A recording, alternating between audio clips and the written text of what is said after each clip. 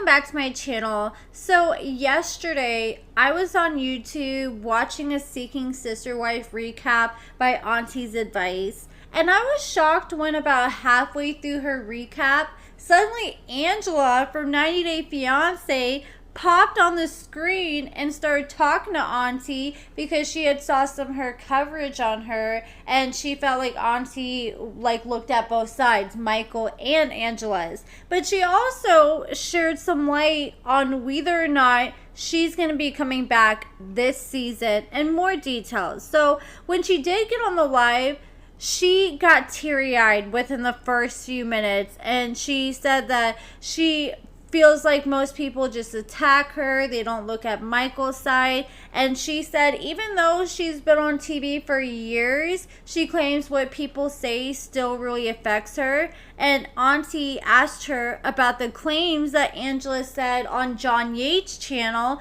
when she was accusing Michael of being a Yahoo boy, which is pretty much a scammer who scams women.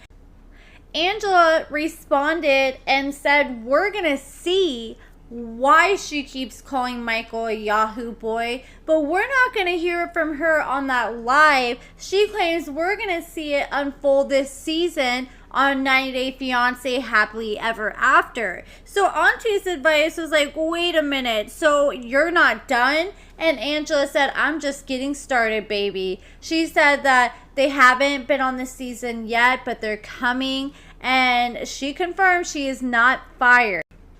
I think Angela coming up on this live was her attempt to try to show people, look, I'm actually a person. I have feelings. And Auntie asked her, like, Angela, what is going on with you? Because there's been multiple days this past week that Angela has jumped on TikTok live in the middle of the night or early in the morning, where she was just going on a tirade, cussing out everybody and their mama. And it's like, girl, it is way too early for this. Like 8:30 in the morning, she's cussing up a storm and mad at the world. And she said that she saw people talking about her and making videos on her, and that got under her skin. And Angela's like, look, it takes a really strong person to be on TV. You can be the sweetest little angel, and there's still going to be somebody out there who does not like you, and people who are going to drag you and criticize you. But I mean, Angela's actions haven't helped her case either. And Auntie did make a good point. She's like, you know, it's just like being a content creator. And that's the damn truth. I know when I first started, there were several times where I thought I was going to quit because I did not have thick skin at first. But this will make you have thick skin over time. And a lot of people could not handle dealing with a platform of 100,000 plus people. And we see a lot of people as they get bigger and as the criticism gets bigger, they don't know how to handle it and they spiral. And I had a feeling that Angela was fired because TLC deleted post of her. But now that she's saying that she's still with them, I'm thinking that maybe TLC just deleted all the recent posts with her because they're probably tired of people constantly commenting and talking about Michael running away and saying he feared for his life. Then I saw Angela change her Instagram bio suddenly, and she took 90 Day Fiancé out of her bio, and her bio had said that for years, like ever since she started the show. And then I was starting to think, I was like, you know what? TLC has always made a statement with anybody they have fired in the past. They did when they fired Larissa, Alina, and there's numerous other cast members. Anytime they fire someone, they may not make a statement the first day or the second day, but usually it seems like within a week or so, we get a statement from TLC. And I'm just guessing they probably didn't get much footage, since what they showed in the previews was what it looked like Angela over in Nigeria with Michael, you know, taking care of all the final things before he does come to America. And they probably didn't have much footage since they had to wait for her to go to Nigeria and spend, you know, probably a few weeks with her. And that's probably why they're starting so late in the season. Angela is pretty much saying she was not deserving of all the hate she gets. And Auntie was like, well, what's up with the way that you have talked to Michael and treated Michael in the past?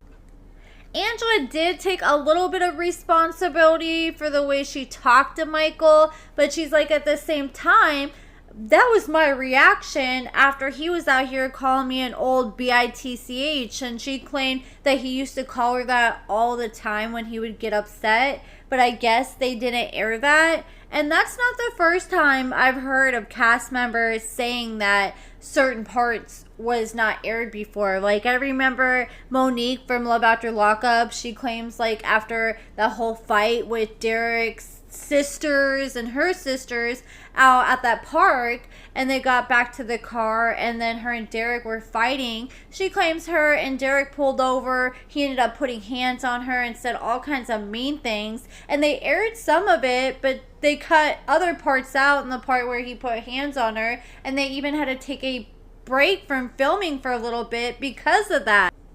Let's say when she decided to throw the cake in his face and tear apart his car and all that. Let's say TLC told her to do that and she did it, but at the same time, even if it was staged, you still decided to do it and go along for the ride. So at the same time, you can't be mad when people are upset over your actions, even if it wasn't 100% real. And Auntie was kind of trying to like hint at it, and it seemed like she was trying to like catch Angela up to see if Angela would admit to how much of it was real, but she was being very careful with how she was wording things and said she couldn't really get into it. Auntie was like, I have a feeling that maybe about 80% is real and 20% is just for the cameras and production.